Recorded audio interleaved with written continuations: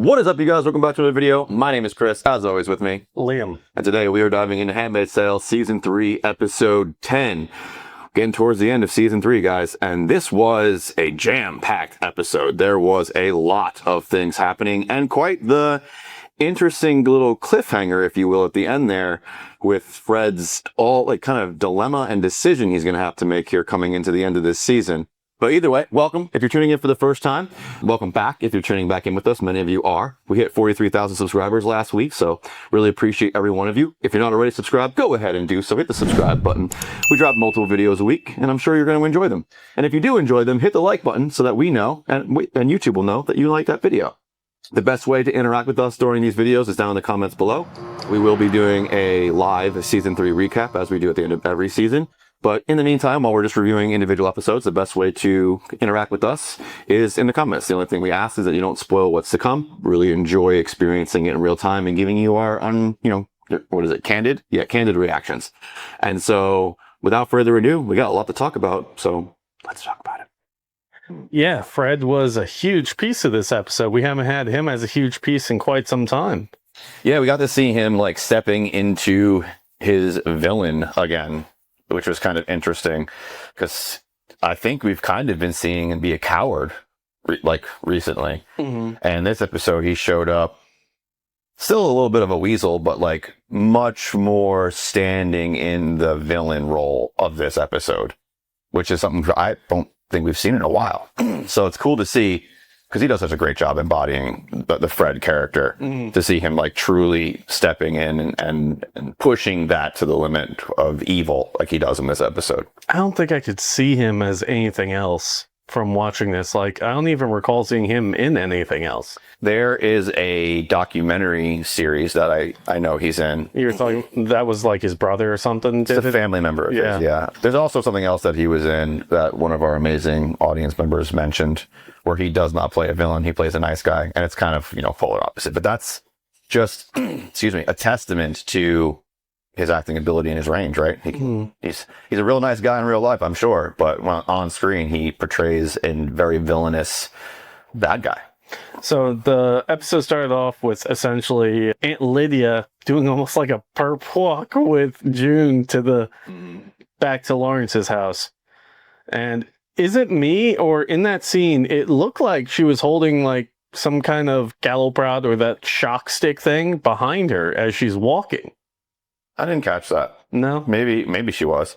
The scene to me was it was kind of interesting because on one hand we do have the Aunt Lydia behind her, forcing her in words to go to the door. One more step. But at the same time, June is, and from what her face is expressing, I believe she's actually looking forward to going into the house. She wants to get back to Lawrence's house. Yeah. She's even moving as fast as she can with her messed up legs. Yeah.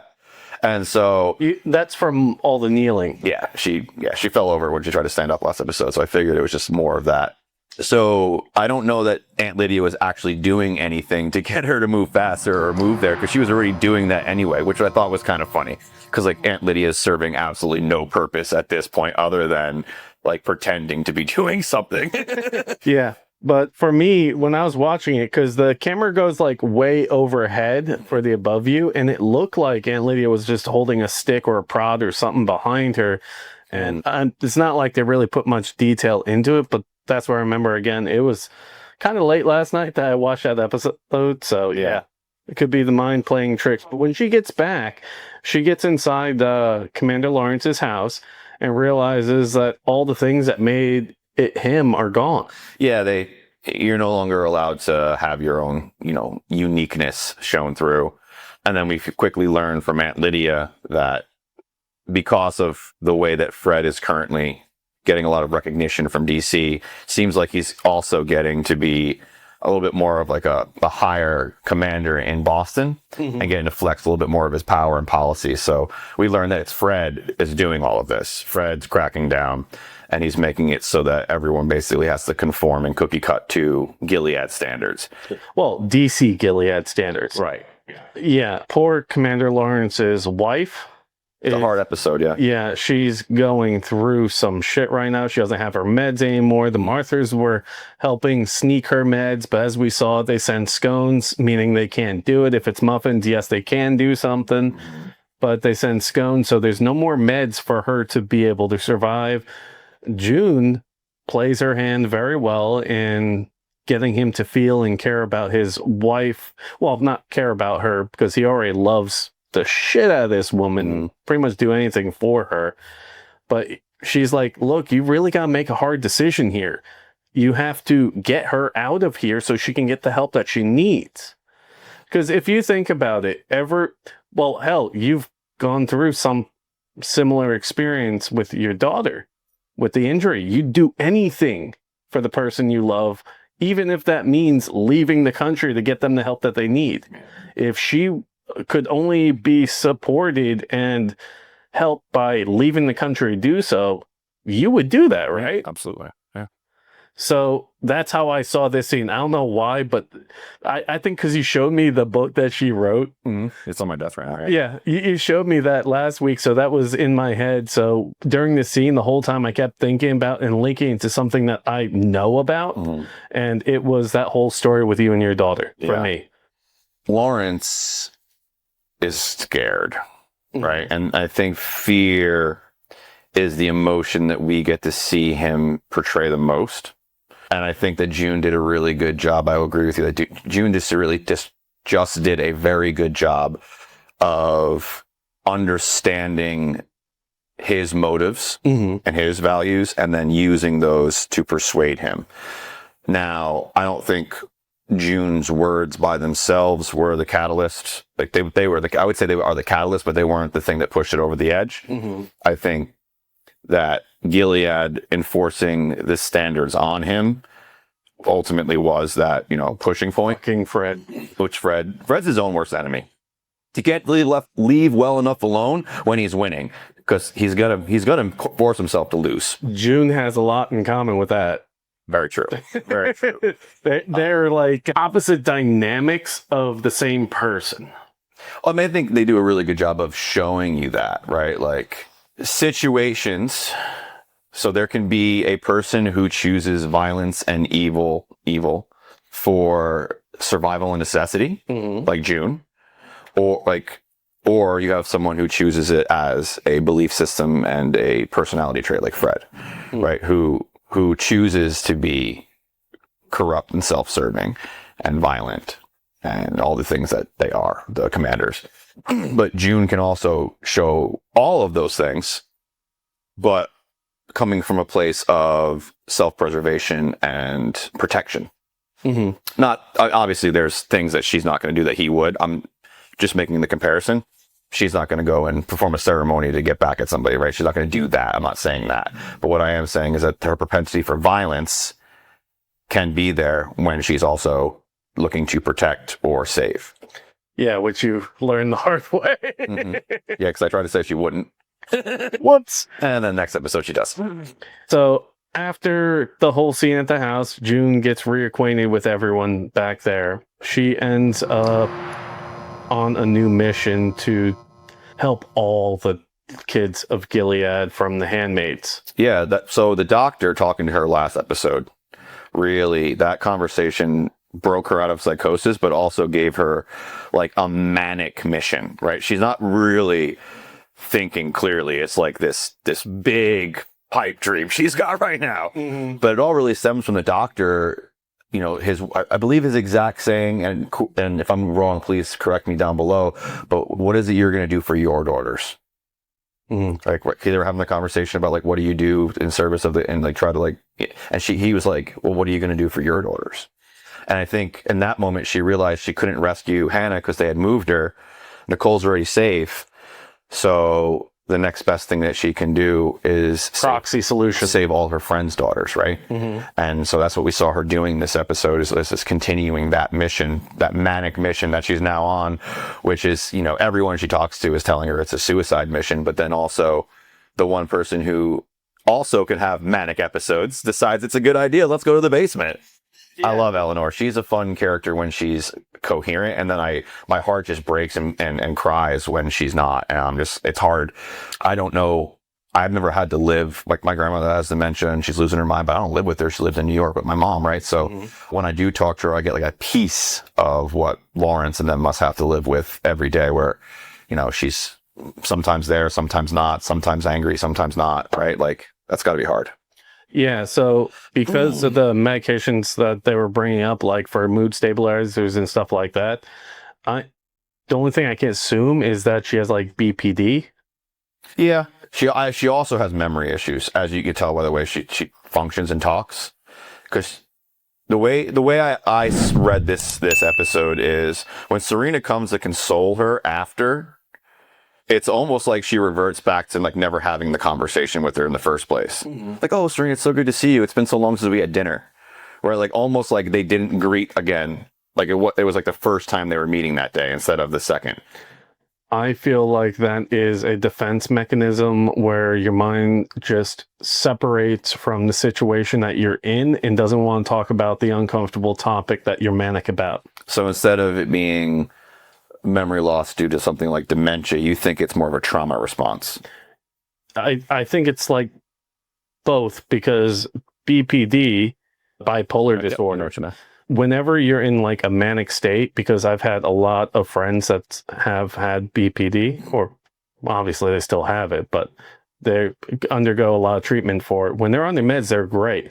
But anything that when they're in an episode and they're feeling down themselves, they want to avoid those things. So it's like a break in reality where that's completely separate. I'm not a doctor or anything like that, but this is from like just knowing, observation. Yeah. It's from your own observation. So that's how I read that scene, and what she was going through there it was just a self-defense mechanism to avoid the uncomfortableness. Okay. Yeah. That could also make sense. But she wants to help out, and she's like, what are you doing? What are you doing? When she catches June, and she's like, oh, that's what you're doing. Well, if I were you, I would go downstairs in the basement. That's where he keeps it. Yeah. And she's like, come on, let's go. I don't have all day. Meanwhile, she does have all day. Right. And she gets the folders. And it's interesting because, she's talking to her about getting the help she needs, getting out. And it seems like she's very aware in that moment that if she were to leave, Joseph wouldn't be able to go with her. Like, Lawrence is a war criminal. Like, he is a reason that Gilead has a lot of its structure and infrastructure. The colonies exist, and he's like high commander. And so if he were to cross the border, he'd have a lot of answering to those things to do. And I think she's genuinely concerned and still, cares and loves for him. So I think that was a huge issue. I'm curious to see next episode if she's willing to leave him behind, because that's what he wants her to do. He wants her to go and be safe and live out her life and have meds and all that.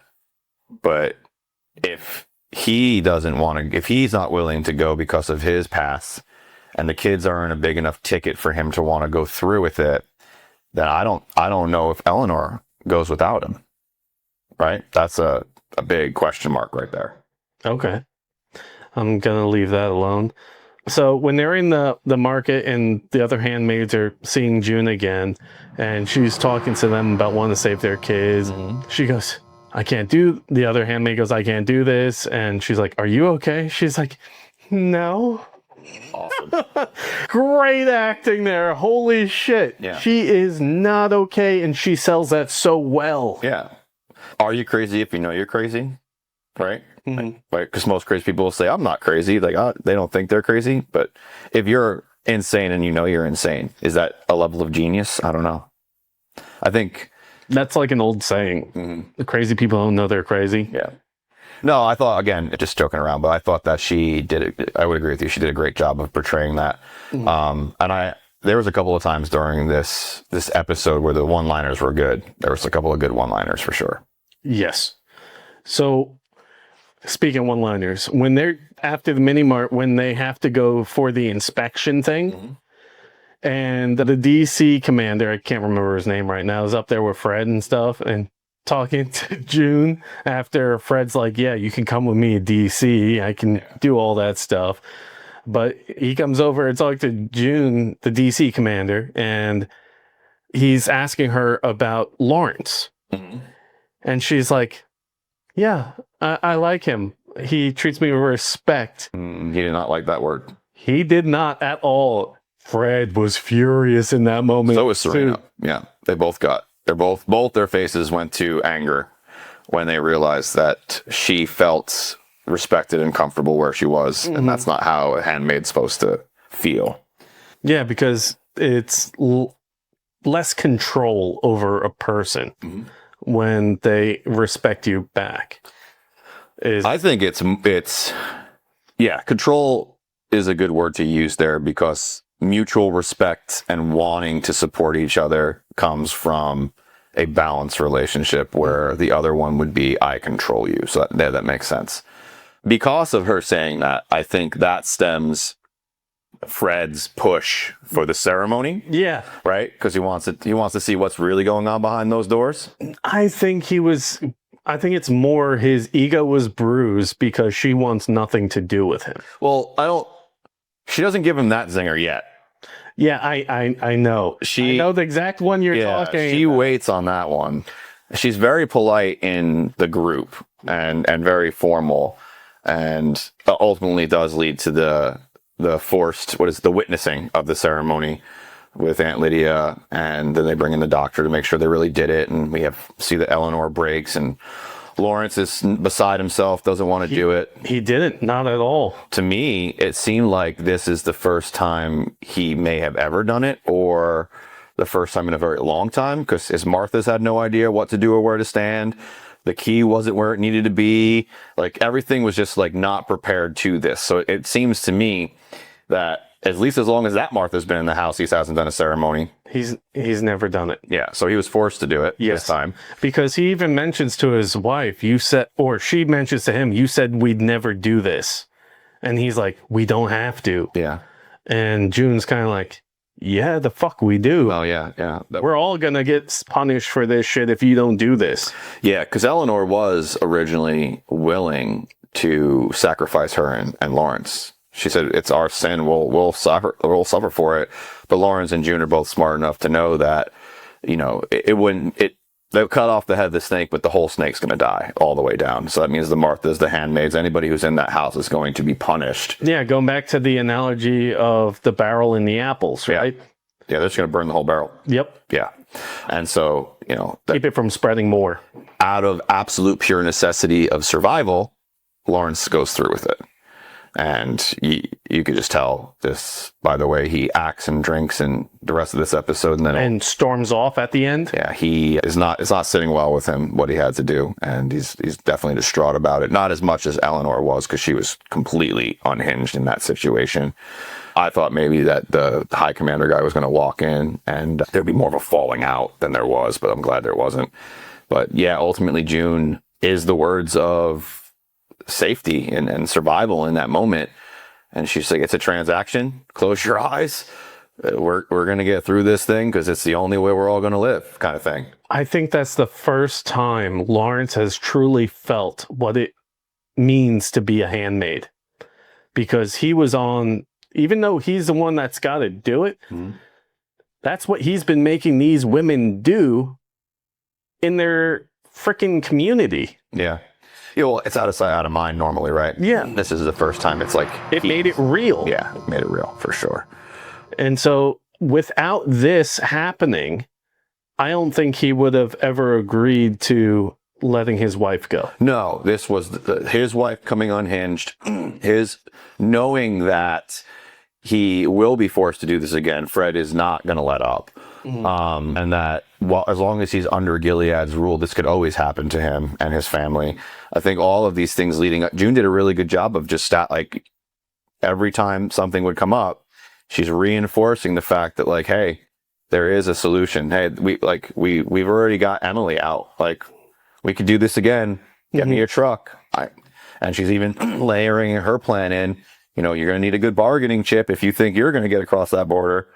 No, he says that he can't go across the border. Yeah, but Eleanor excuse me. Eleanor had previous mentioned that he'd be a war criminal. Yes. So she leverages those two things together. Yes. And basically says this will be your bargaining chip, which is ultimately her main goal anyway. Yeah, because in that scene when he's finally coming to terms with the idea of her being able to go, he's like, yeah, you can take her, but I can't go because the whole war criminal thing. And then she essentially says, yeah, but if you've got something really good to offer. And then he's like, yeah, I'd be a hero. And he is so pissed off at himself for thinking like that too in that scene. They didn't like it. But real quick, I want you to talk about because I heard your ass laughing with what June said to Fred. Yeah. No, man, like Fred's a weasel. I enjoy character development, and that's why I love watching TV, right? Like the complexities and the layers that go into these characters is amazing.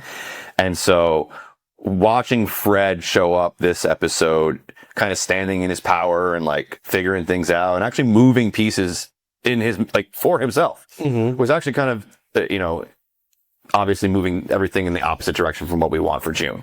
So when all this stuff is happening to June negatively in this episode, and then we finally get to the end and because Fred kind of like has a thing for June. Yeah, like he's in love with her. Yeah, for sure. He has more than just the "you're my handmaid" thing going on here. There's like an infatuation going on. He actually, like kind of, because she tells him no. So he wants what he can't have. So the fact that he did all these things to her in this episode, and then ultimately is like, "Oh, how are you?" Like just checking in on her because he wants to show he cares or whatever the twisted mind is going through, and she's just like, "I'm fine. I'm just glad it wasn't you." You heard me yell from the other room. I'm like, yes! Oh man, I'm like, that's because his face, again, testament to the actor, because his face just twists and you can see like him processing that ego punch, and he's just, So also interested to see how that's going to manifest, because narcissists don't like having their ego bruised. There's going to be some backlash. And so how is Fred going to flex on Lawrence and keep June in line while Serena is also pressing him hard now too? Yeah, because that was interesting. I loved that Serena called him on his shit and then pulled out the satellite phone. Yeah, that I think is going to backfire on her. Fred's a jealous man. And so he's not going to like the idea that not only has she been hiding this from him, but that she was secretly talking to another man. I don't think that's going to go over well with Fred. Now, whether he's going to be emotional or intellectual in the situation, I'm not really sure, because he can go both ways. He can get emotional and lash out on her, or he can get intellectual and formulate a plan that allows him to win, leverage, and also hurt her at the same time. So we'll see where he goes with that, but I don't think it's going to work like Serena thinks it's going to work.